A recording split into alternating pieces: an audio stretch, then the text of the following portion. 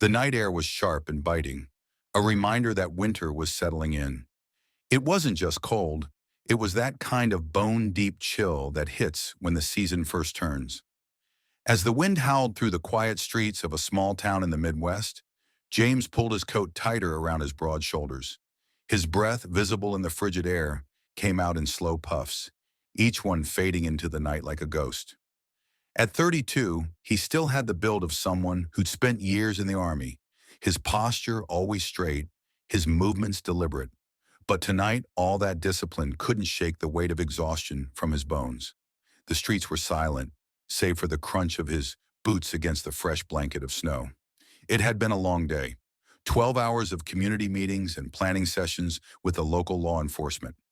After weeks of working nonstop, he was looking forward to a quiet dinner and a long night of rest. A plate of hot food at the local diner, Sue's, was all he was hoping for. A few moments of peace in a familiar place. But as he stepped out of the shadows of the streetlights, a flicker of headlights caught his eye. It was a police cruiser. Not unusual for a small town, but the way it glided toward him, its engine humming softly, made something stir in his gut. James wasn't worried. He was too tired to be afraid. But he recognized the situation all too well. He'd been here before, too many times. The cruiser slowed to a stop behind him, the sound of the engine easing to a low purr. James didn't stop walking, but he knew what was coming. The doors of the cruiser opened with a sharp creak, followed by the crunch of boots in the snow. Two officers got out. One was tall, wearing a look of authority that didn't seem to fit his years. Officer Thompson, James recognized, had that kind of swagger, like he thought he was always in control. The other officer, Rodriguez, was younger and quieter, but his eyes were sharp, like he was already calculating every move.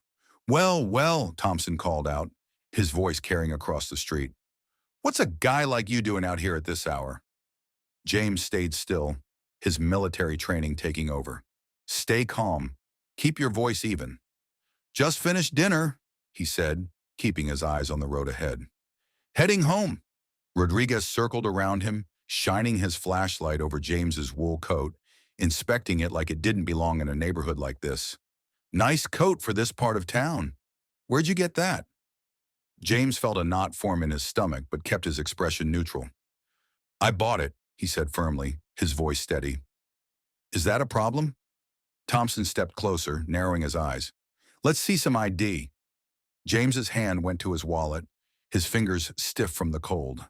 But he didn't hesitate. He pulled out his driver's license and handed it over. But as Thompson took it, he noticed the smirk that crept across the officer's face. "James Wilson," Thompson said, dragging out each syllable, his eyes scanning the name like it meant something. "You look a little too comfortable for these streets, don't you think?" "I live 6 blocks away," James said, his voice calm, but with a hint of annoyance creeping in. "Is there a problem with that?" Rodriguez's chuckle broke the silence, a harsh sound that made James's skin crawl. "Sure you do," Rodriguez muttered, stepping closer. "Arms up. We're doing a quick search." James didn't flinch. He knew the drill. His body was stiff as they patted him down, his mind numb from the exhaustion of the day. He'd been through tougher situations, real danger, real fights, but this felt different. It wasn't the physical discomfort that bothered him. It was the humiliation, the casual way they treated him, the way they looked down on him just because of the clothes he wore or the way he carried himself. When they found nothing, Thompson stepped back, twirling James's ID between his fingers like it was a toy. Then a cruel thought seemed to cross his mind. His eyes lit up, and James could already sense what was coming. "Since you're all dressed up and well-educated," Thompson said, a nasty grin spreading across his face, "I'm guessing you're into fitness. How about a little workout?" James's jaw tightened. He'd heard a lot of insults in his life, but this was something else. "Excuse me?" "Get down," Thompson ordered. "Plank position. Let's see how long you can hold it." Rodriguez pulled out his phone, his smile widening. "Yeah, let's see how long you last, Mr. Wilson." James didn't say anything. He lowered himself slowly to the cold, unforgiving ground. The icy pavement bit into his palms, and the snow soaked through his coat. But he locked his arms straight, kept his back rigid, his face a mask of calm, his breathing slow and controlled. "Start the timer," Thompson barked. For what felt like hours, James held the position. His arms began to tremble, but he focused on his breath, in and out. Just like the training he'd gone through in the military, he'd faced worse. This question mark. This was just another challenge, another test of patience. The officer's taunts were background noise, their words losing power with every second that ticked by. James wasn't just enduring it, he was letting it roll off him. He knew what was coming tomorrow. He would walk into his new role as the youngest police chief this department had ever seen. In less than 12 hours, he would be the one in charge, the one who made decisions. And these two, they had no idea what was about to hit them. The next morning, James stood in front of the mirror in his small apartment, adjusting his tie. The uniform felt different today, like armor. It was more than just a uniform. It was a symbol of everything he had worked for. The medals, the years of hard work, the sacrifices, they meant something. They weren't just decoration. They were reminders of what he stood for. When he arrived at the station, the place was buzzing with energy. Officers were moving quickly down the hallways, the hum of conversation filling the air. The briefing room was packed with people eager to see the new chief. James stepped through the door and scanned the room, his eyes quickly landing on the two officers who had crossed his path last night. Thompson and Rodriguez were sitting in the back, their faces frozen in expressions that seemed to say they didn't take him seriously. That would change soon enough. Commissioner Martinez stepped up to the podium, his commanding presence silencing the room in an instant. "Good morning, everyone. Today marks a new chapter for our department.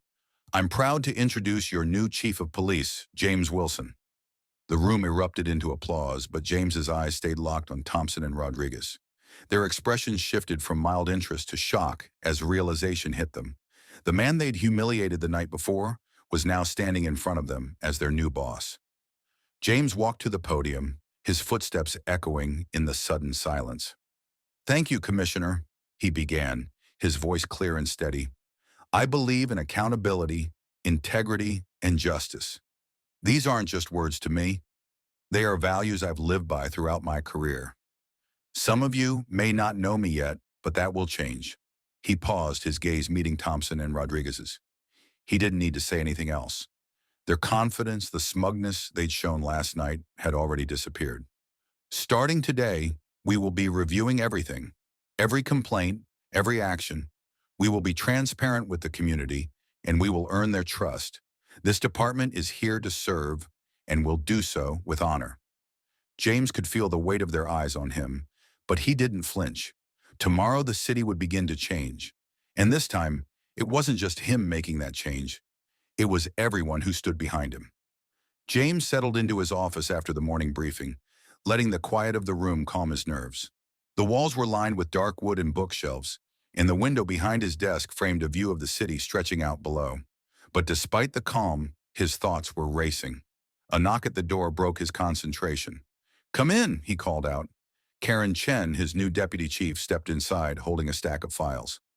"Good morning, Chief. These need your immediate attention." She glanced at him for a moment, noticing the tension on his face. "Everything all right?" James took the files from her, still distracted by thoughts of Thompson and Rodriguez.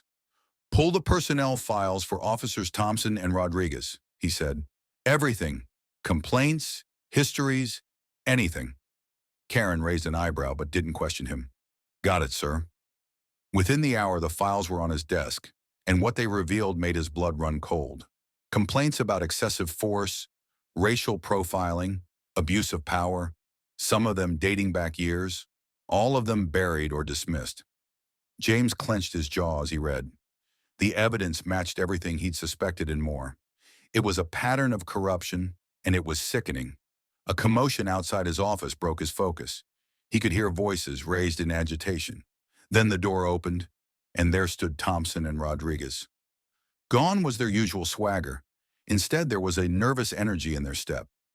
Thompson spoke first, his voice strained. "Chief, about last night." James raised a hand to stop him. "Sit down, both of you." They took their seats reluctantly, looking more like two kids who had been caught misbehaving than experienced officers. "I've been going over your files," James said, keeping his voice even but firm. Quite a history you've got here.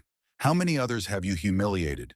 How many innocent citizens have you harassed under the guise of authority? Rodriguez shifted in his seat, uncomfortable. Sir, we were just doing our job. James cut him off, his tone sharp as a knife. Your job isn't to intimidate people. Your job is to protect them. You've crossed a line. You've been using your badge to target people, to humiliate them for your own amusement. He stood up then, towering over them. Here's what's going to happen. Internal Affairs will be looking into every complaint filed against you. Every interaction, every routine check you've done is going to be investigated. Thompson's face turned bright red. You can't do this. We've got connections. People who'll back us up. James interrupted, his voice cold. Your connections won't help you now. Things are changing around here, and you're about to learn what real accountability looks like. The two officers stood up, their heads lowered as they walked out, clearly defeated. James sat back down, his thoughts already shifting back to the bigger picture. This was only the beginning. Karen returned with more files and a serious look on her face. The investigation team is ready to start, Chief, but this could get ugly. These officers have powerful friends. James nodded, his face set. Let it get ugly. Sometimes that's the price of change. The afternoon passed in a blur of paperwork and phone calls. The news of the investigation spread through the department quickly, some officers supporting James, while others rallied behind Thompson and Rodriguez. James stayed focused, methodically piecing together a case that would be impossible to ignore. As the evening approached, James stood by his office window, watching the snow begin to fall once more. The city looked different from up here, silent and still, as if waiting for something. Tomorrow would bring new challenges, but tonight he had taken the first step toward real change. His phone buzzed. It was Karen sending a message. Got the security footage from last night. You need to see this. James felt a small smile tug at the corner of his mouth. Justice, it seemed, had a funny way of showing up when you least expected it. He hit play on the video, and it didn't take long for the grainy footage to make his stomach tighten. It was Thompson and Rodriguez, this time forcing another civilian into a plank position, laughing as they filmed it. The video was bad enough, but when Karen switched to another file, the scale of it became clear. 6 similar incidents in the past month alone, all targeted at professionals, all minorities. They'd been recording these on their phones and sharing them with other officers. Who else knew about this? James asked, his voice tight with barely contained anger. Several senior officers, Karen replied. They treated it like some kind of joke, a game. A knock at the door interrupted their conversation. Detective Sarah Martinez from Internal Affairs entered, holding a thick folder. Chief, we found something else. Thompson and Rodriguez have been running an unofficial competition inside their precinct. They've been targeting minorities, making them perform physical exercises and recording the whole thing. James let out a slow breath, keeping his anger in check. How many officers are involved? At least 12, sir, Sarah said. But Thompson and Rodriguez are the ones running the show. The next morning, James called an emergency meeting with his command staff. The conference room filled quickly, and a heavy silence hung in the air as everyone took their seats. When the security footage played on the screen, the room was utterly still. This ends today, James announced, his voice cutting through the silence like a knife.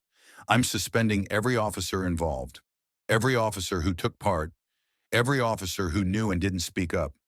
This stops now. The room erupted into protests.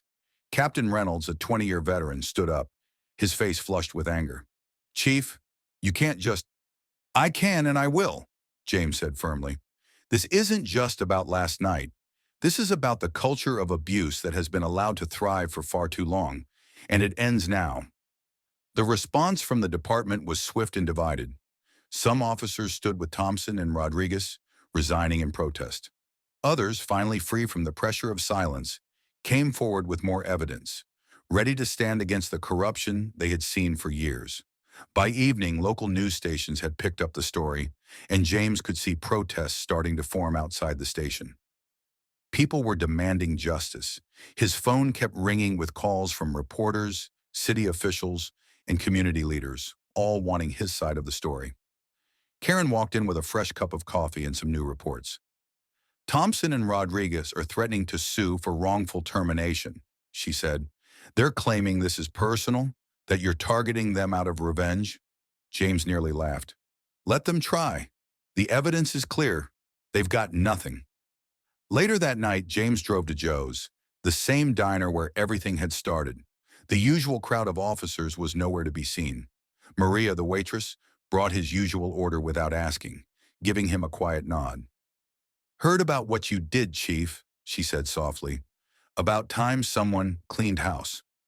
James just nodded, his thoughts drifting back to all the times he'd witnessed abuse, all the times he'd promised himself that if he ever had the chance, he'd make things right. And now finally that chance had come. He wasn't going to waste it. His phone buzzed again. It was Sarah. More officers coming forward. This is bigger than we thought. Outside, the snow kept falling, covering the old footprints with a fresh layer. Change was coming, one revelation at a time. The investigation moved forward quickly. New witness statements, more footage, and text messages between officers all painted a clear picture. The rot ran deeper than anyone had imagined. Thompson and Rodriguez were sitting in the conference room now, their lawyers beside them. The security footage played again, the grainy images showing their faces as they humiliated a civilian. Care to explain this? James asked, pausing on a frame where they were forcing an elderly man to do push-ups. Thompson's lawyer jumped in. This was just routine security. 23 incidents, James interrupted, all targeted at minorities, all filmed for your amusement. Rodriguez leaned forward, trying to shift the conversation. You're making this personal, Chief. You're going after us because of what happened last night. This isn't about me, James said coldly. This is about the people you've hurt, the lives you've ruined, the oaths you've broken. The evidence was undeniable. As more officers came forward, the blue wall of silence finally began to crumble. Stories poured in about quotas, harassment, and videos shared in private groups. It was clear that this was bigger than anyone had thought. That evening, James got an unexpected visit. Officer Lisa Chen, a rookie who'd worked under Thompson, came into his office, her hands shaking as she placed a phone on his desk. Chief, she said, her voice trembling, there's something you need to see. She played a video. Thompson's voice came through loud and clear. We need to shut Wilson down, whatever it takes. The threat was clear, but James didn't flinch. He took a deep breath, focusing on the task at hand. Thank you, Officer Chen. You did the right thing, he said calmly, his voice steady despite the weight of the situation. The next day, the media storm hit full force. Headlines blared about police corruption, abuse of power, and the new chief taking a stand. James faced the cameras with unwavering composure. His message was clear. We serve the public trust, he said, his voice cutting through the noise. Anyone who betrays that trust will be held accountable. Behind the scenes, the investigation grew even stronger. Karen worked tirelessly with state authorities, putting together a case that was airtight. The evidence they uncovered revealed a web of unchecked abuse that had been allowed to fester for years. Late that night, as James sifted through more files in his office, his phone buzzed. He picked it up, his eyes scanning the message. Back off while you can. He set the phone down, the words barely registering. His mind went back to the cold pavement, the humiliation, the anger that had fueled his drive to make things right. Now that anger had a clear purpose.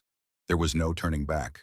Tomorrow would bring more challenges, more pushback from those who felt threatened by change. But tonight, as he sat in his office overlooking the quiet, snow-covered city, James Wilson knew one thing for sure. He was exactly where he needed to be. The battle for reform had begun, and he was ready for whatever came next. 3 weeks later, the hearing room was thick with tension. James sat at the front, facing the police commission. Thompson and Rodriguez walked in behind their lawyers. The swagger they once had, now replaced with uncertainty and fear. The evidence against them was overwhelming. Videos played, each one showing a pattern of humiliation and abuse. Doctors, lawyers, teachers, even community members testified, sharing their painful stories. Officer Chen's testimony about the threats against James sent a ripple of shock through the room. Thompson cracked first. We were just following order, he said, trying to shift blame. The culture was already there. James met his gaze, his voice firm and unwavering. And you chose to perpetuate it, he said. You made it worse. You turned abuse into entertainment.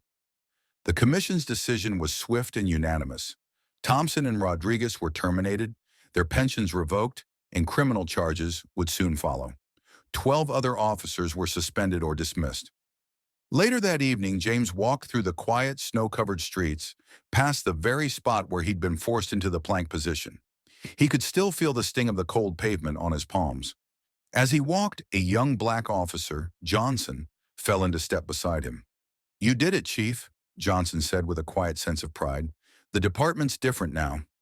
James nodded, his thoughts still focused on the long road ahead. "This is just the beginning, Officer Johnson," he replied. "Real change takes time." His phone buzzed again. Another message from Karen. More officers were coming forward from other precincts, ready to expose the corruption that had long been buried. The snow continued to fall softly, blanketing the city in fresh white. The old problems had been exposed, and the path to change had begun. But now it was clear. Change wasn't just on the way, it was here.